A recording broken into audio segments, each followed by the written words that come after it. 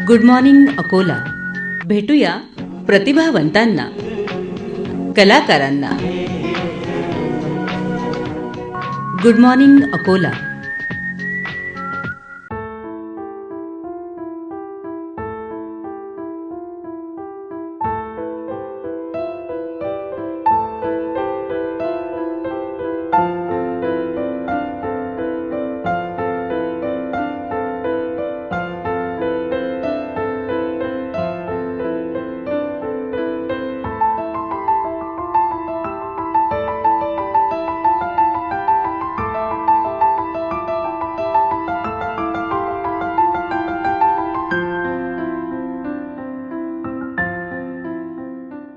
Good morning Akola या कार्यक्रमात मी सूरज घोडे आपलं सर्वांचं मनपूर्वक स्वागत करतो. श्रोत्यांनो, दर बुधवारी आपण गुड मॉर्निंग अकोला या कार्यक्रमात नवनव्या व्यक्तिमत्वांना भेटत असतो आणि आज आपण भेटणार आहोत अशाच एका व्यक्तिमत्वाला, जे एक प्रख्यात पियानिस्ट, संगीतकार म्हणजेच म्युझिक कंपोजर, प्रोड्युसर आणि PM म्युझिक अकॅडमीचे संस्थापक, ज्यांनी 1921 या चित्रपटासाठी संगीतसुद्धा दिलं आहे आणि 1921 चित्रपटाला दिलेल्या संगीताचं सर्वत्र कौतुकही झालेलं आहे. ते प्रसिद्ध संगीतकार AR रहमान यांचे शिष्यही आहेत. तर मी वेळ न दळवता त्या व्यक्तिमत्वाची आपल्याला इथे ओळख करून देतो आहे. ते आहेत प्रणित मावळे, जे पियानो शिकवण्यामध्ये तज्ज्ञ आहेत. आणि आपल्या सर्वांना कल्पनाच आहे श्रोत्यांनो, की पियानो हे अतिशय लोकप्रिय आणि बहुउपयोगी असं वाद्य आहे, ज्याचा वापर शास्त्रीय, पॉप, जॅझ आणि अनेक चित्रपटाच्या संगीतांमध्ये मोठ्या प्रमाणात केला जातो. प्रणित सर, आपलं सर्व श्रोत्यांच्या वतीने आणि अकोला आकाशवाणीच्या वतीने मी आकाशवाणीच्या स्टुडिओमध्ये मनपूर्वक स्वागत करतो. Thank you sir. नमस्कार. प्रणित सर, तर मला असं वाटतं की आपल्याही पारिवारिक पार्श्वभूमीविषयी जर आपल्या श्रोत्यांना अवगत करून दिलं तर निश्चित त्यांनाही थोडा आनंद होईल. Correct sir. माझे बाबा ब्लॉक डेव्हलपमेंट ऑफिसर होते जिल्हा परिषदमध्ये, आणि माझी आई HM आहे गव्हर्नमेंट स्कूलमध्ये गायगावला. असं माझं फॅमिलीचं बॅकग्राऊंड आहे. आणि मूळ आपण कुठले? मूळ अकोल्याचं आहे. अकोल्याचेच आहात आपण. मला एक सांगा, तुमचं शिक्षण कुठे झालंय नेमकं? मग माझं शिक्षण म्हणजे शाळा माउंट कार्मल हायस्कूल जी अकोल्याची आहे तिथे झालं. आणि त्याच्यानंतर मग मी माझं BCA केलं खंडेलवाल कॉलेजमध्ये. BCA खंडेलवालला केलं. कारण मी गोल्ड मेडलिस्ट होतो कम्प्युटर्समध्ये. माझ्या आईबाबांना वाटायचं की मी कम्प्युटर इंजिनिअरिंग करावं, कम्प्युटर्समध्ये करावं. पण माझं जास्त कल म्युझिककडे असल्यामुळे मी त्यांच्यासाठी BCA केलं. पण माझं सिलेक्शन झालं म्हणजे ऑडिशनसाठी. जेव्हा मी अप्लाय केलं रहमान सर्च इन्स्टिट्यूटला तिथे, आणि ऑडिशनमध्ये जेव्हा सिलेक्ट केलं तर मग मी हे सोडून दिलं. I am a drop out by choice. Sir, आपण बघतोय की संगीत स्वर, लय, ताल यांचं सुयोग्य मिश्रणातून भावना व्यक्त करण्याची एक कला आहे सर, जी मनाला शांती देतं आणि आनंदही देतं. संगीत हे भावना व्यक्त करण्याचं सर्वोत्तम साधन आहे असं म्हटलं जातं सर, जे आनंद आणि दुःखातही मनाला एक आधार देतं. मी काय म्हणतोय, कारण सर आपल्याला सुद्धा लहानपणापासून संगीताची आवड होती का? बिलकुल होती. आणि मग आपण औपचारिक जे पियानोचं शिक्षण घेतलं आहे ते कुठे घेतलं आहे, जर आपल्या श्रोत्यांना अवगत करून दिलं आहे? कारण आपण एक प्रख्यात पियानिस्ट आहात सर. मी म्हणजे माझं 3.5-4 वर्षाचं तेव्हा मला माझ्या काकूंनी वगैरे छोटा कीबोर्ड, असं टॉय कीबोर्ड असं तो प्ले म्हणजे दिला असं गिफ्ट. आणि तिथनं तो जर्नी स्टार्ट झाला. म्हणजे मी स्वतःच ते करून बघत होतो, वाजवत होतो, ट्राय करत होतो गाणे कसे वाजतील. तो बघ हॅपी बर्थडेची छोटी ट्यून वाजली माझ्याच्याने न करता. मग म्हटलं, मग तो इंटरेस्ट डेव्हलप होत गेला तसा. मग त्याच्यानंतर इन्स्ट्रुमेंटल म्युझिक कॉम्पिटिशन राहत होती माझ्या माउंट कार्मल स्कूलमध्ये. तिथे मग म्हणजे फर्स्ट स्टँडर्डमध्ये जेव्हा होतं तेव्हा मी पार्टिसिपेट केलं आणि मला पहिलं गोल्ड मेडल मिळालं. आणि ती जर्नी तिथनं स्टार्ट झाली. आणि काही कॉम्पिटिशन असलं, काही पॅरेंट्स डे असो, तर ते मी तेव्हापासून शाळेपासूनच मी परफॉर्म करायला लागलो. टीचर्स अप्रिशिएट करायला गेले आणि ते ज्या टाळ्या होत्या पहिल्या फर्स्ट स्टँडर्डच्या, ते तिथनंच मला सगळं तो जर्नी स्टार्ट झाला. त्याच्यानंतर मग 7th स्टँडर्डमध्ये जेव्हा होतं तेव्हा मी वेलंकीवार सर आहे गिटारचे, तर त्यांच्याकडे मी बेसिक म्युझिक थेअरी जी असते ते तिथनं शिकलो. कॉर्ड्स वगैरे जे असतात. पण सर गिटारिस्ट होते. पियानो म्हणे मी तुला गाईड करतो, हे तू अप्लाय कर तुझ्या. पण ते टेक्निक वाईज ते सांगू शकले नाही, कारण त्याचा तो इन्स्ट्रुमेंट नव्हता. बरोबर. तर मग त्यांनी मला पण फार चांगलं गाईड केलं आणि म्हणजे ग्रुपमध्ये कसं परफॉर्म करायचं त्यांनी ते मला शिकवलं. आणि त्याच्यानंतर मग मला KM बद्दल माहिती पडलं, AR रहमान सरांच्या इन्स्टिट्यूटबद्दल. आणि तिथनं मग म्हणजे दूरदर्शनवर मी तिथे त्यांच्या स्टुडंट्सला परफॉर्म करताना बघितलं एक वेळेस कॉन्सर्टमध्ये. मग मी त्याची डिटेल्स त्याचे इंटरनेटवरून काढले आणि ऑडिशनसाठी अप्लाय करून दिलं डिरेक्टली. आणि ऑडिशन म्हणजे व्हिडिओ सेंड करावा लागतो, तो सेंड केला तेव्हा. आणि मग तिथे त्यांनी बोलावलं आणि तिथे बोलावल्यावर माझं त्यांनी प्लेईंग बघितलं आणि त्यांना ते आवडलं. बट ते म्हणाले की तुझं टेक्निक जर तू सगळं विसरलं तर तुला आम्ही कंटिन्यू करू. पण त्याच्यासाठी एवढं वर्षाचं ते शिकलेलं टेक्निकल ते सगळं विसरावं लागलं. त्याला मला 1.5 वर्ष लागलं तिथे टेक्निक विसरायलाच. हां, आणि सगळं स्क्रॅचपासून चालू करावं लागलं. अच्छा. येस. आणि मग तिथला अनुभव कसा होता? तिथलं सर अमेझिंग, लाईफ ट्रान्सफॉर्मिंग. कारण जे काही तिथे ते शिकलो तेच आज माझी मदत करत आहे. बरोबर. मग तुम्ही राष्ट्रीय आंतरराष्ट्रीय स्तरावर सुद्धा आपल्या कलेचं सादरीकरण केलं असेल, काही लाईव्ह कन्सर्ट सुद्धा केलेत का आपण? येस सर, खूप तो सारे अनुभव कसा आहे तो आपल्या श्रोत्यांना? अमेझिंग. मला वाटते 40,000 ते 50,000च्या ऑडियन्स समोर पण परफॉर्म केलेला आहे. आणि नंतर मग आमचे कव्वाली ऑन्सेंबल राहत होते डॉक्टर A.R. रहमान आणि जावेद अली सोबत. तर त्यांच्यासोबत मी कीबोर्डवर त्यांना अकंपनी करत होतो कव्वाली ऑन्सेंबलमध्ये. आता एवढ्या मोठ्या मंचावरती आपण काम करतोय तर कुठेतरी मनामध्ये एक दडपण येत असेल, तो एक परफॉर्मन्स प्रेशर असेल, तो कसा हाताळत होता? सर आम्ही जेव्हा म्हणजे शिकत होतो तिथे KM म्युझिक कन्झर्वेटरीमध्ये, तेव्हा आमच्यासाठी रोजच टेस्ट होता. अच्छा. सकाळी तुम्ही तुमचं प्रिपेअर करा पीस आणि संध्याकाळी परफॉर्मन्स सरांच्या समोर. आणि सर म्हणजे आमचे सगळे दिग्गज लोक, world renowned pianist, world renowned musician, त्यांच्यासोबत आमचं सादरीकरण राहत होतं. तर म्हणजे आमच्यासाठी रोजचीच गोष्ट होती. तर म्हणून असं मोठं काही असं वाटत नाही. एक स्टेज फिअर तर पहिल्यापासून नव्हताच, कारण मी लहानपणापासूनच स्टेजवर असं होतं. तर असं मला काही एवढं मोठं नाही वाटलं. बट तरी एक एक्साइटमेंट आणि थोडी भीती राहतेच मोठ्या कॉन्सर्ट असल्या. तो एक एक्सपिरियन्स अनुभव, एक परफॉर्मन्स प्रेशर राहतं. राहतच ते सर. बट मला ते जाणवलं नाही, कारण ते जे सोबतचे म्युझिशियन्स होते ते सगळे मित्रच होते आणि आमचे टीचर्स पण मित्रासारखे राहत होते. तर तेवढं म्हणजे कसं राहिलंच नाही, घरच्यासारखंच फील येत होतं तिथे. पण ते तसं काही नव्हतं तिथे. म्हणजे त्यांच्यामुळे ते असं काही फील नाही झालं. म्हणजे एवढ्या मोठ्या लोकांसोबत आपण काम करतो तेव्हा असं वाटत नाही की ते आपल्याला सोबत एवढ्या फ्रेंडली पद्धतीने वागतात की ती दडपण येऊ देत नाहीत आपल्या मनावरती. Exactly sir. प्रणित सर, एखादी आपण नवीन संगीत रचना सुद्धा करत असाल, नवीन संगीत जेव्हा आपण रचना करतोय, एखादी धून निर्माण करतोय, तेव्हा तुम्हाला काय काळजी घ्यावं लागतं? कारण ती सगळ्यांना आवडली पाहिजे. मेन म्हणजे पहिले तर तुमचं पर्स्पेक्टिव्ह, म्हणजे तुम्ही कशासाठी करत आहे ते इम्पॉर्टंट आहे. म्हणजे जर डिरेक्टरने तुम्हाला डिरेक्शन दिलेलं आहे, suppose it is for a movie, than त्या मूवीच्या पर्स्पेक्टिव्हनी आपल्याला विचार करावा लागते. मग त्यांना जर कमर्शियल करायचं असेल, everything depends on the subject of that movie. बरोबर. जो सब्जेक्ट दिलेला आहे डिरेक्टरने त्या हिशोबाने आम्ही पहिले, आणि जो ब्रीफ दिलेला असतो मूवीचा त्या हिशोबाने पहिले विचार होतो. आणि मग तो डिरेक्टरचा इंटेंट काय, मूवीचा डिरेक्टर त्याला जसं पाहिजे तशा इंटेंटने आपल्याला डिस्कशन होतं. मग आम्ही म्हणजे 10-15 त्यांना एका गाण्यासाठी आम्ही त्यांना डेमोज प्रोव्हाइड करतो. मग ते त्यांचे म्हणजे त्यांना बरं वाटते त्याचं आमचं डिस्कशन करून मग आम्ही फायनलाइज करतो. एक धून निर्माण होतो त्याच्या माध्यमातून. आणि त्याच्यामध्ये पण मग चेंजेस होतच राहतात फायनलाइजच्या पहिले. हां.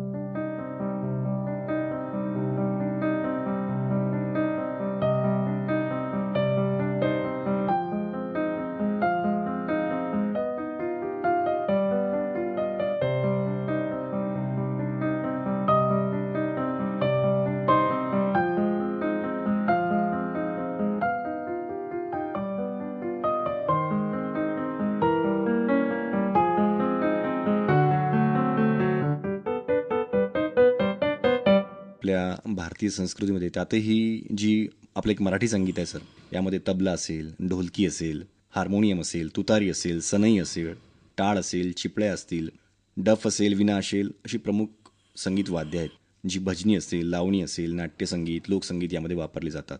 मात्र आता हे पाश्चात्य संगीतामध्ये प्रामुख्याने जे युरोप आणि उत्तर अमेरिकेमध्ये जे विकसित झालेली संगीत शैली आहे सर, जी एक स्वरांच्या सुसंगत रचनेवरती आणि विशिष्ट वाद्यांवरती आधारित आहे सर. करेक्ट. ज्यामध्ये जागतिक स्तरावरती आपण बघतोय की रॉक, पॉप, जॅझ, ऑर्केस्ट्रामध्ये ते लोकप्रिय आहेत. पाश्चात्य वाद्यांमध्ये पियानो असेल, गिटार असेल, व्हायलिन असेल, सेक्सोफोन असेल, ट्रम्पेट असेल, अशी काही प्रमुख वाद्य आहेत सर. आपण एक प्रख्यात पियानिस्ट आहात. तर मला वाटतं तुम्ही अनेक वाद्य वाजवून सुद्धा बघितली असतील. करेक्ट. मला वाटतं पियानो या वाद्याविषयी आपल्या श्रोत्यांना जे आपल्याला ऐकत आहेत त्यांना काय तुम्ही एक अधिक अवगत करून द्याल या वाद्याविषयी? ग्रँड पियानो एक स्ट्रिंग इन्स्ट्रुमेंट आहे. तर स्ट्रिंग्सवर ते आपण जेव्हा की प्रेस करतो तेव्हा त्याची हॅमर स्ट्रिंगवर स्ट्राईक होतात आणि त्याच्यानंतर त्याचं साऊंड निर्माण होतो. ओके. जसं आपले गिटार, अकोस्टिक गिटारमध्ये स्ट्रिंग्स असतात, त्याचे पण पियानोमध्ये पण स्ट्रिंग्स असतात. त्याच्यावर हॅमर पडल्यावरच तो साऊंड क्रिएट होतो. आणि तो साऊंड आपल्या डिजिटल पियानोपेक्षा खूप वेगळा असतो. कारण ताराचा साऊंड जो होतो, व्हायब्रेशन निर्माण होतात ते तारांनीच होतात आणि ते फील वेगळा असतो. तो ग्रँड पियानोचा फील तुम्ही फक्त घेऊ शकता, म्हणजे रेकॉर्ड जर प्रॉपर केला तरच येऊ शकतो तो. त्याचा म्हणजे लाईव्ह ऐकण्याचाच फील सगळ्यात इम्पॉर्टंट आहे त्याचा. आणि पियानो हा एक असा इन्स्ट्रुमेंट ज्यात 88 कीज असतात. तर अशा 88 कीज आणि 88 नोट्स हे एवढ्या कोणत्याच इन्स्ट्रुमेंटमध्ये नाही. एवढी सगळ्यात मोठी रेंज पियानोची आहे, ज्यात आपण बेस, ऑल्टो, टेनर, सोप्रानो ह्या म्युझिकच्या रेंजेस असतात त्या सगळ्या कव्हर होतात. म्हणजे याच्यात तुम्ही पूर्ण ऑर्केस्ट्रा एक सिंगल म्युझिशियन पुरं परफॉर्म करू शकतो, सगळे रेंजेस. अच्छा, त्यांची ही खासियत आहे. पियानोच्या माध्यमातून अनेक वाद्यांचे आवाज काढू शकतो आपण का? नाही, ते सिंथेसायझरमध्ये होऊ शकतं, बट जसं म्युझिक स्ट्रक्चर जर म्हटलं तर त्याच्यात बेस असतो आणि काही ऑल्टो रेंजेसचे इन्स्ट्रुमेंट त्याच्यात असतात. पण जे काही इन्स्ट्रुमेंट आहेत ते सगळ्या इन्स्ट्रुमेंटची रेंज पूर्ण त्या पियानोमध्ये कव्हर होते. म्हणजे बेस गिटारचं असलं बेस गिटार, पण त्याच्यावर रिदम पण आपण लेफ्ट हँडने वाजून आपण अकंपनी करतो आणि राईट हँडमध्ये मेलेडी चालते. बट तो बेस जो नोट असतो त्या बेसची रेंज आणि जी हाय नोट असते ती हायची रेंज कोणत्या दुसऱ्या इन्स्ट्रुमेंटमध्ये नाही आहे, कारण त्याच्यात पूर्ण 88 कीज पूर्ण कव्हर होतात. तर तो जे झोनची इन्स्ट्रुमेंट आहेत त्या सगळ्या याच्यात बसतात. अच्छा, त्या रेंजचे असतात. जसं पिकोलो झालं, पिकोलो हाय इन्स्ट्रुमेंट आहे. फ्लूट झाली ती पण हाय रेंजची इन्स्ट्रुमेंट आहे. तर ते त्याची जी रेंज आहे ती पण सगळी कव्हर होते. आणि bass guitar, double base, upright base जे असतात क्लासिकल म्युझिकमध्ये ते पण रेंज पूर्ण कव्हर होऊन जाते याच्यात. सर, या व्यतिरिक्त आपण कुठले वाद्य वाजवता? आपल्याला कुठली आवड आहे पियानोच्या व्यतिरिक्त? माझं मेन इन्स्ट्रुमेंट सर पियानोच आहे, बट मी सिंथेसायझर्स आणि सीबोर्ड नावाचं एक इन्स्ट्रुमेंट ज्याच्यात 5 डायमेन्शनल सिंथेसिस असते, त्याच्यात मला वाजवायला आवडतं सर. हां, आणि मी थोडीफार गिटार वाजवतो स्वतःसाठी. हां, आणि रिदममध्ये मी जॅम्बे वगैरे वाजवतो स्वतःसाठी. हां, रिदमचंही मी थोडंफार नॉलेज घेतलेलं आहे. मला वाटतं सर, एक आपली आवडती धून सुद्धा आपल्या श्रोत्यांना आपण ऐकूया निश्चितच. बिलकुल सर.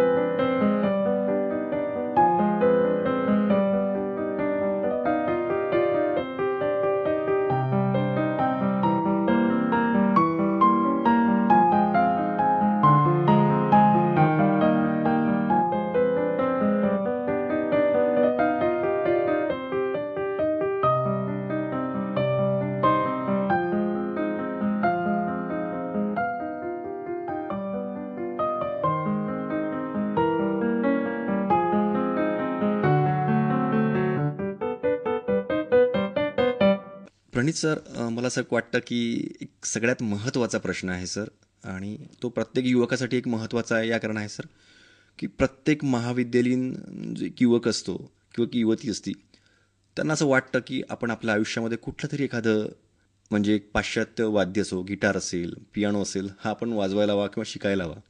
पण मला असं वाटतं की जेव्हा आपण महाविद्यालयीन वयामध्ये असतो तेव्हा आपण शिकायला सुरुवात करतो, तर मला असं वाटतं तेव्हा बराच वेळ निघून गेला असतो. करेक्ट. कारण तिथे बऱ्याच काही आपल्याला जबाबदाऱ्या असतात, कॉलेजचे प्रॅक्टिकल्स, सगळ्या काही गोष्टी.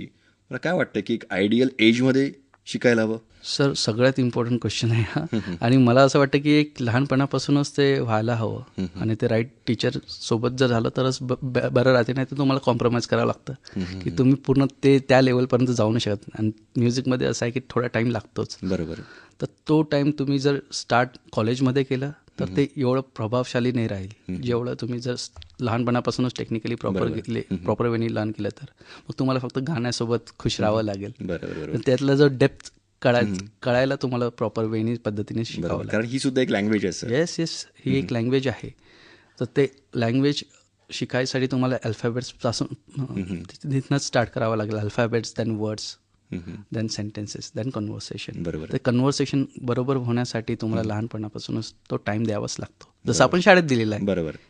तर मला असं वाटतं की आपल्या श्रोत्यांनी सुद्धा थोडंसं लक्ष द्यावं. आपल्या जर पाल्यांना जर संगीत क्षेत्राकडे पाठवायचं असेल, जितकं लवकर होईल तेवढं लवकर शिकवायला. प्रणित सर, प्रत्येकाच्या लाईफमध्ये अशी एक जर्नी येतं. त्याला वाटतं आपण गिटारिस्ट व्हावं, पियानिस्ट व्हावं किंवा आपण तबला वाजवावा. काय असतं वाटतं तर प्रत्येकाला, पण मला असं वाटतं की इथे पेशन्सची फार कमतरता असतं. कारण त्यांना असं वाटतं की हातात गिटार घेतल्याबरोबर ते आपल्याला पूर्ण वाजवता आलं पाहिजे. तर काय तुम्ही सांगाल की काय कशी जर्नी असते ही? शिक्षणामध्ये किती पेशन्स लागतं या संगीताला? सर, तुमचा जर पेशन्स नाही तर तुम्ही म्युझिशियन बनू शकत नाही. ही अशी विद्या आहे जी तुम्हाला आत्मसात करावी लागते प्रॅक्टिस थ्रू. प्रॅक्टिस केल्यावरच तुम्हाला तुमचं इन्स्ट्रुमेंट कधीच तुमच्यासोबत खोटं बोलत नाही.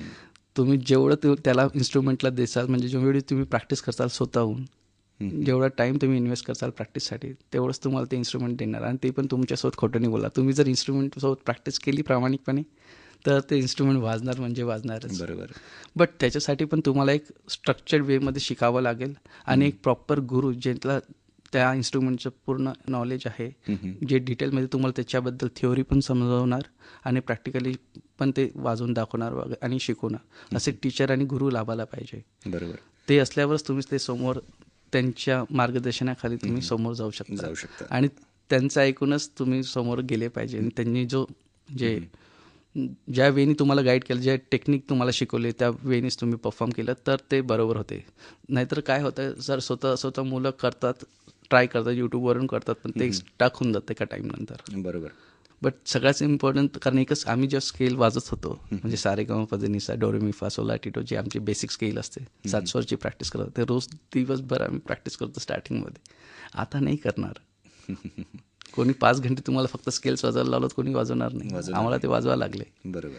कारण त्याच्याशिवाय तुम्ही समोर जाऊच नाही शकत. तुमचे ABCDs बरोबर नसले, तुम्ही वर्ड्स कसे फॉर्म करणार, सेंटेन्स कसे बनवणार, मग कॉन्व्हर्स कसं करणार. सेम म्युझिक पण लँग्वेज आहे. कुठला पण फील्ड असो, तिथं जो आपला पाया असतो, तो पाया पक्का फाउंडेशन आणि पाया सगळ्यात स्ट्रॉंग असला पाहिजे. एक साधारणतः तुम्हाला पण किती वेळ लागला एक पियानिस्ट बनण्याकरिता? नॉर्मली एका पियानिस्टला जर म्हटलं, जर दिवसभर म्हणजे रोज जर त्यांनी प्रॅक्टिस केली 8 घंटे, म्हणजे जसं क्लासिकल पियानिस्टची रिक्वायरमेंट्स आहे, त्याला 3.5 ते 4 वर्षापासून स्टार्ट होतं त्यांच्या अब्रॉडमध्ये, दुसऱ्या देशांमध्ये. 4 वर्षाचा मुलगा असतो तेव्हा त्याला म्हणजे प्रॅक्टिस करतो 5 घंटे 6 घंटे रोज, असं त्याचा प्रवास चालू होता. जर एक त्याला कॉन्सर्ट पियानिस्ट बसण्याचं असेल तर. हे इंडियामध्ये आपल्याला माहीतच नाही आहे. तर त्यांचा प्रवास जेव्हा चालू होता, जेव्हा 4-4.5 वर्षाची मुलं असतात, तेव्हा ते रोज टीचर्ससोबत त्यांच्या कॉन्झर्वेटरीमध्ये 4 आणि 5 घंटे मिनिमम प्रॅक्टिस करतात रोज. असं त्यांचं एज्युकेशन चालू होतं. आणि त्याला मिनिमम 10 वर्ष तरी लागतात. अच्छा. एका प्रॉपर कॉन्सर्ट पियानिस्ट करणं, कारण एवढा सिलेबस आमचे पीसेस असतात. मोठे जे कंपोजर्सनी बनवलं, बिथोवन झाले, बाग झाले, डेब्युसी झाले, एरिक सेटी, असे त्यांनी खूप मोठं करून ठेवलेलं आहे वेस्टर्न म्युझिकचं काम. तर ते स्टडी करण्यासाठी, ते त्या लेवलचं वाजवासाठी तो डेप्थ लागतो. ते डेप्थ येण्यासाठी आपल्याला एवढा टाइम द्यावा लागतो इन्स्ट्रुमेंटला. हां, आपलं पण या क्षेत्रामध्ये कोणी गुरु असेल, आपल्याला पण काही गुरुमंत्र दिला असेल, त्याविषयी पण आपल्या श्रोत्यांना थोडं अवगत करून दिलं तर? सर, माझे एक नाही, मला खूप गुरु लाभले तिथे. के म्युझिक कॉन्झर्वेटरी, म्हणजे वर्ल्ड फेमस म्युझिशियन्स होते तिथे. ते रेहमान सरमुळे तिथे पॉसिबल झालं, जे तिथे आले आणि त्यांच्याकडनं आम्हाला शिकायला मिळालं. तर माझी म्युझिक थिओरीमध्ये ॲडम ग्रेग, ब्रायन क्लार्क, आणि कंपोजिशन आणि थिओरी मला जिमी बंच यांनी शिकवलं. आणि त्याच्यानंतर कव्वालीमध्ये मी परफॉर्म करत होतो, कीबोर्ड वाजवत होतो. कव्वाली पण आम्हाला शिकायला भेटली तिथे. तर मुन्ना शौकत अली, ज्यांनी पिया हाजी अली लिहिलेलं आहे आणि गायलेलं आहे, तर त्यांनी आम्हाला कव्वाली शिकवली तिथे. आणि माझे मेन पियानोचे टीचर, ज्यांनी रशियन टेक्निक मला शिकवली, मास्टर करून दिले, ते आहे डॉक्टर सुरजित चॅटर्जी, जे मॉस्को कॉन्झर्वेटरीमध्ये ज्यांनी तिथे शिक्षणाचे धडे घेतले पियानोचे. अच्छा. He is LRSM from Moscow Conservatory. आणि ते इरिना स्मोरोदिनिवाचे स्टुडंट आहेत तिथले. अच्छा. आणि आमचं जे घराणं आहे, आमचं रशियन घराणं आहे, जो बिथोवनपासून आमचं लिनिएज येते. अच्छा. इथे घराण्याला फार महत्व असतं संगीतामध्ये. हे थोडंसं उलगडून जर सांगितलं आपल्या श्रोत्यांना तर सोपी भाषेत घराणं म्हणजे तुमची style of practising, style of playing. तर ते म्हणजे काळानंतर थोडी अपडेट होत राहते. जे पासपासून चालू आहे, जे त्यांनी चालू केलं, तर त्या टेक्निकमुळे त्याचा आवाज आणि टोन कसा बहरतो, तर त्याचं स्कूल ऑफ म्युझिक म्हणतात त्याला, टेक्निक आणि टोन. पुऱ्या वर्ल्डमध्ये रशियन जे पियानिस्ट आहे, त्यांचा टोन खूप मॅटर करतो. म्हणजे त्यांना खूप व्हॅल्यू दिली जाते त्यांच्या टोनला आणि टेक्निकला ग्रँड पियानोमध्ये. तर म्हणून तो घराणा चांगला मानला जातो पुऱ्या वर्ल्डमध्ये. अच्छा. सर, भारतीय संगीत आणि पाश्चात्य संगीत आहे, यामध्ये नेमकं असं काय वेगळं पण आहे? येस. सो इंडियन क्लासिकल माझ्या मते इतकं डेव्हलप आहे मेलडीमध्ये आणि रिदममध्ये, की त्याचं म्हणजे काही बरोबरीच नाही करू शकत कोणतं म्युझिक फॉर्म. कारण त्याच्यात आपल्या श्रुतीमध्ये पण खेळतात, स्वर्थ आहे, स्वरांमध्ये श्रुती पण असतात, श्रुतीमध्ये पण गातात. आणि वेस्टर्नमध्ये स्ट्रेट नोट्स असतात, स्ट्रेट नोट्स फॉलो करतो आम्ही. तर त्याच्यामध्ये मेलडी, आपल्या इंडियन क्लासिकलमध्ये मेलडी आहे आणि रिदम आहे बस. बट वेस्टर्नमध्ये स्ट्रेट नोट्स आहे, okay, that is melody and rhythm plus harmony, हा प्रकार वेस्टर्न म्युझिकमध्ये आहे. हार्मनी म्हणजे group of notes played together. अच्छा तर तो चर्चपासून चालू झाला तो. अच्छा अच्छा. कुठलं संगीत शिकायला सोपी आहे असं आपण कॅटेगराईज करू शकतो का? सर सोपी जर तुम्हाला म्हणजे तुम्हाला कुठपर्यंत जायचं ते डिपेंड करतं. सोपं स्टार्टला सगळं सोपं आहे, बरोबर. बघ ते नंतर हार्ड होत जातं. नंतर म्हणजे तुम्हाला किती शिकायचं आहे, तुम्हाला किती डेप्थ त्याच्यामध्ये किती डेप्थमध्ये जायचं आहे, जेवढं आपण जाणार त्याच्यात आणि तेवढंच डिफिकल्टी लेवल वाढत जाते त्याची, असं मला वाटतं सर. बरोबर. सर आपण हल्ली बघतोय की तुम्ही आता उल्लेख केला होता की पाश्चात्य देशांमध्ये अगदी लहान वयापासूनच संगीताला म्हणजे आवड ज्यांना असेल ते शिकायला सुरुवात करतात. मला वाटतं भारतामध्ये पण बऱ्याचशा आता पालकांना ज्यांना असं स्वप्न असतं की आपण नाही ते म्हणजे वाजवू शकलो, कदाचित आपल्या मुलांना तरी आपण ते शिकवायला हवं. एक आयडियल एज काय असेल? माझ्या हिशोबाने 3.5 ते 4 वर्ष आयडियल एज आहे, ज्यांनी त्यांचे फिंगर्स छोट्या कीबोर्डवरती स्टार्ट करू शकतात आणि ते तिथनं कंटिन्यू करू शकतात. That's the right age, 3.5 to 4 years. बरोबर. सर म्युझिक जर शालेय शिक्षणामध्ये जर अंतर्भाव असला तर मला वाटतं म्युझिकमुळे आपले पियानो जेव्हा आपण वाजवतो तेव्हा आपल्याला दोन्ही आपले हात चालतात. मला वाटतं काय फरक पडतो त्यांच्या पण एक येस त्यांचे बिहेवियरमध्ये? त्यांच्या मोटार स्किल्स डेव्हलप होतात, रिफ्लेक्सेस चांगले होतात, त्यांचं राईट ब्रेन आणि लेफ्ट ब्रेन दोन्ही सोबत काम करतात. कारण आमच्या ह्याच्यात साईड रीडिंग म्हणजे आम्हाला शीट वाचावी लागते, स्टाफ वाचावं लागतं, राईट हँड सेपरेट चालतं आमचं, लेफ्ट हँड सेपरेट चालतो आणि त्याच्यानंतर आमचं लेग्समध्ये पेडल पण वाजवावं लागतं. तर हे सगळं मल्टीटास्किंग चालू असतं एक सोबत. बरोबर. तर हे जर लहानपणापासूनच त्यांना भेटलं तर त्यांचं कॉन्सन्ट्रेशन आणि फोकस ऑटोमॅटिकली चांगलं होऊन जातं. बरोबर. आणि ते त्यांना शाळेत आणि मॅथमॅटिक्समध्ये सगळं कामात येतं. येस. तर जी पालक असे सर इच्छुक असतील की आपल्या मुलांना आपण संगीताची धडे घ्यावे आपल्या पाल्यांनी, त्यांना तुम्ही काय एक सल्ला द्याल sir? What ever instrument it is, just त्यांचे ज्यांना जे काही इन्स्ट्रुमेंट वाजवतात त्यांच्या एका चांगल्या गुरु जवळ त्यांना पाठवा, त्यांचं एक काउन्सिलिंग करा त्या गुरुला भेटून, आणि मग नंतर त्यांच्यासोबत म्हणजे त्यांचे धडे द्या त्यांना चांगले. आणि मेन आहे प्रॅक्टिस. त्यांना स्टुडंटला टीचरला पाठवलं फक्त त्यांच्या भरोश्यावर नका सोडू, स्वतः पण प्रॅक्टिस करून घ्या त्या स्टुडंटची, हे माझं म्हणणं आहे. बरोबर. बऱ्याचशा पालकांना असं वाटतं की शालेय जीवनामध्ये फक्त अभ्यासच महत्त्वाचा असतो. नाही, जेवढा इम्पॉर्टंट अभ्यास आहे माझ्या मते तेवढंच इम्पॉर्टंट को करिक्युलर ॲक्टिव्हिटीज पण आहे. आणि म्युझिक जर तुम्ही स्टार्ट केलं, म्युझिक किंवा स्पोर्ट्स, तर ते चांगलंच आहे लहान एजमध्ये. प्रणित सर, 1921 हा जो एक बॉलिवूड चित्रपट होता याला आपण संगीतसुद्धा दिलं आहे. मला वाटतं या संगीतकारांमध्ये प्रणित मावडे म्हणजे आपण हरीश सगणे आणि असद खानसुद्धा होते. आणि या संगीताचं फार कौतुकसुद्धा झालेलं आहे. मला वाटतं हा अनुभव आपण कसा विशद कराल? कारण एखाद्या चित्रपटासाठी आपण संगीत कंपोज करतोय. Right sir. तर या मूवीमध्ये आम्ही सगळे नवीन लोक होतो. हरीश माझा चांगला फ्रेंड आहे आणि एका प्रायव्हेट प्रोजेक्टसाठी मी भेटलो होतो. तर त्याला माझं प्लेईंग स्किल खूप आवडलं. मी तसंच त्याच्यासाठी काहीतरी वाजवलं, त्याला खूप आवडलं आणि त्याला मग माझा यूट्यूबवर व्हिडिओ दाखवला सोलो वगैरे. त्याला खूप तो म्हणाला की माझ्या डोक्यात काहीतरी आहे तुझं, म्हणजे असं काही माहीत पडलं मला, काही मूवीचं वगैरे आलं तर मी तुला सांगतो, तू रेडी राहशील. मग असं झालं आणि मग एकदम कॉल येतो मला एक दिवस की एक आहे प्रोजेक्ट, त्याच्यासाठी तू पियानो करशील का? म्हटलं ठीक आहे. आणि गेलो तर माहीत पडलं की ते ह्याच्यासाठी आहे. तर मग आम्ही जे सुरुवात केली तर त्याला पियानोचं खूप आवड, म्हणजे हरीशला. त्यांनी मला फुल फ्रीडम दिलं होतं पियानोसाठी. तर जे काही वाजलं ते त्याच्यामुळे, त्याच्या फ्रीडम दिल्यामुळे आणि विक्रम भट सरांमुळे झालेलं आहे या मूवीमध्ये. आणि सर खूप किस्से होते, म्हणजे मी पूर्ण तो 1921 हा जो आहे मूवी, त्याच्यामध्ये त्या एराचं म्युझिक तिथे हवं होतं.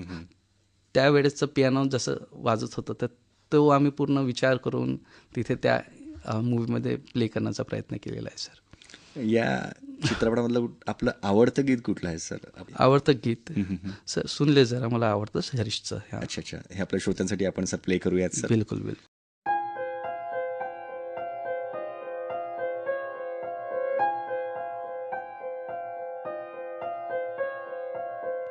दिल ठहर जा, जीने की कोई तू वजह ढूंढ ले,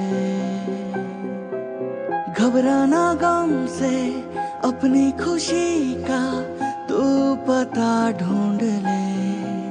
तो प्यार कर, इजहार कर, है प्यार ही गम की दवा. सुन ले जरा, सुन ले जरा, ऐ मेरे दिल सुन ले जरा.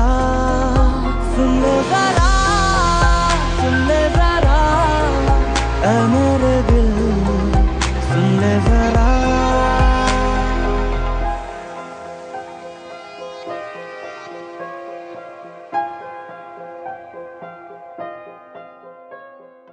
सर, तुम्ही प्रसिद्ध संगीतकार A.R. रहमान यांच्यासोबत काम केलं आहे. यांच्यापासून आपल्याला शिकायला सुद्धा खूप काही मिळालं आहे सर. एक इतकं मोठं व्यक्तिमत्व आहे की यांनी सुद्धा आपल्याला काहीतरी एक गुरुमंत्र दिला असेल. त्यांच्यासोबतचे सुद्धा काही अनुभव असतील. Yes sir. आमचा कॉन्सर्ट झाला होता सरांसोबत. KMD असतो जो त्यांच्यासमोर परफॉर्म करावं लागतं आम्हाला. त्यांच्यानंतर मग त्यांनी डिनर ठेवलं होतं आमच्यासाठी, कारण त्यांना आवडलं होतं आमचं परफॉर्मन्स वगैरे. तर डिनरमध्ये आमचंच डिस्कशन चालू होतं की कसं म्युझिक वर्क होतं, ते कसे सांगतात. त्यांना मी विचारलं होतं, आम्ही एक खेड्यातून छोट्या टाऊनमधून जेव्हा मोठ्या सिटीज जातो, आमचं फ्युचर काय नंतर. तर सर म्हणाले, मला आताही आठवतं की सर म्हणाले की it doesn't matter way you come from, way you take it and go is what all matters. तुम्ही कुठून आले त्याचा फरक नाही पडत. तुम्ही तुम्ही शिकलेलं आहे ते कुठे नेऊन ठेवतात ते मॅटर करते. So don't worry about that. तुम्ही तुमचं काम बरोबर करा, पूर्ण ऑनेस्टीने करा. Don't worry about the outcome. सगळं बरोबर होईल. असं त्यांचं हे आताही मला आठवतं. राईट. आणि ते सतत तुमच्यासोबत राहतील. Yes yes yes. तो एक आपल्यासाठी गुरुमंत्रच आहे. बिलकुल गुरुमंत्रच आहे सर. सर, आजच्या काळामध्ये पियानोला सुद्धा एक प्रोत्साहन मिळायलाच हवं. तर मला असं वाटतं की जे काही नवोदित संगीत क्षेत्रामध्ये करिअर करू इच्छित आहेत त्यांना कुठल्या एक महत्त्वाच्या गोष्टी मला वाटतं तुम्ही त्यांना सांगाल. येस. पियानो एज्युकेशनसाठी सगळ्यात पहिले टीचरचं सगळ्यात इम्पॉर्टंट आहेच. पण ते टीचरच्यासोबत एक प्रॉपर स्ट्रक्चर्ड करिक्युलम तुम्ही फॉलो करा. जसे युनिव्हर्सिटीज प्रोव्हाइड करतात. जसं ट्रिनिटी कॉलेज ऑफ लंडन आहे, रॉयल स्कूल ऑफ लंडन आहे, EBRSM आहे आणि लंडन कॉलेज ऑफ म्युझिक आहे. यांचे वेगळे वेगळे युनिव्हर्सिटीज आहे या जे एक स्टँडर्ड करिक्युलम फॉलो करतात. तर त्याच्या थ्रू गेले तर ते बरं राहतं, कारण त्याचं एक सर्टिफिकेशन पण राहतं. तुम्ही कोणत्या लेवलवर पोचले तुम्हाला ते पण माहिती राहते आणि मॉनिटर्ड असते सगळं. आणि ते स्ट्रक्चर असल्यामुळे तुम्हाला इंडियामध्येच नाही तर इंटरनॅशनली पण एक रिकग्निशन मिळतं. तुम्ही एक स्ट्रक्चर फॉलो केलं तर ते चांगलंच राहतं. नवोदित पियानो वादक आहेत त्यांनाही राईट. काय सल्ला द्याल एक जाता जाता की सर्वांनी, मला असं वाटतं की शालेय जीवनासोबतच किंवा एक कॉलेज जीवनासोबतच आपल्या एक संगीताला सुद्धा आपण थोडीशी जोड दिली तर मला असं वाटतं की आपलं एक व्यक्तिमत्व एक थोडंसं निखरून येईल. बिलकुल बिलकुल सर. आणि गुन्हे कमी होतील सर. बरोबर. माझ्या हिशोबाने म्युझिक तुम्ही केलं ना तर म्युझिक संगीतप्रेमी कधीच कोणाला मारधाड करणार नाही मला असं वाटतं. आणि गुन्हे तर कमी होतील. जर लहानपणापासूनच म्युझिक शिकवलं तर हा फरक पडतोच. आपली मेंटॅलिटी चेंज होऊन जाते आणि एक चांगला अनुभव येतो सर म्युझिक केलं. एकदम मार्मिक तुम्ही असं सांगितलं की खरंच लहान मुलांनी जर थोडंसं संगीत क्षेत्रामध्ये वडलं करेक्ट आणि थोडं शालेय जीवनासोबत संगीताला जर थोडासा वाव मिळत गेला तर मला असं वाटतं निश्चितच या समाजामधले जे काही गुन्हेगारी वाढत आहे ती सुद्धा कमी होईल. बिलकुल डेफिनेटली. प्रणित सर, आपण इथे वेळात वेळ काढून इथे आलात सर. मला असं वाटतं सर की आपल्या श्रोत्यांना, आपल्या सगळ्या बालदोस्तांना इथं आपण खूप छान प्रकारे विविध वाद्यांविषयी सांगितलं आणि मुख्यतः त्याच्यामध्ये पियानोविषयी सांगितलं आहे. आपण एक PM म्युझिक अकॅडमीसुद्धा चालवता सर.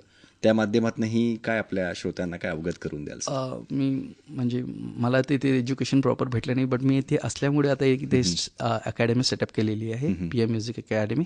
तिथे जे स्ट्रक्चर्ड पियानो करिक्युलम आहे आपण फॉलो करतो Trinity college of London through. तर तिथे सगळ्या मुलांना हे सगळं शिकायला मिळेल. Proper authentic pianos technique, music production आणि लाईव्ह साऊंड इंजिनिअरिंग आणि त्याच्यानंतर सिंथेसिस जे असतं आमचं कीबोर्डचं, जे साऊंड डिझाईन करावं लागतं, ते सगळं तुम्हाला शिकवण्यात शिकायला मिळतं. आणि अकोल्यासारख्या छोट्याशा शहरामध्ये या सगळ्या सुविधा आपल्याला उपलब्ध होत आहेत. तर मला वाटतं ही आनंदाची सगळ्यासाठी एक गोष्ट आहे सर. आपण इथे आलात सर, त्याबद्दल खूप खूप धन्यवाद sir. Thank you so much sir.